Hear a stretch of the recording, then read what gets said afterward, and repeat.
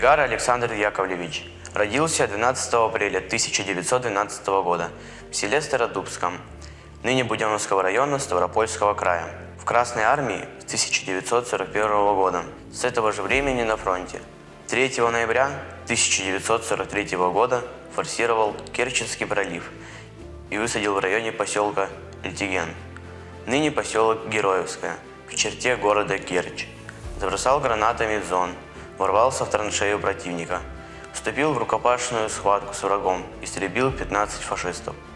Уничтожили в этом бою 35 фашистов и ручной пулемет. Звание Героя Советского Союза бригаде Александру Яковлевичу присвоено 16 мая 1944 года с вручением ордена Ленина и медали «Золотая звезда».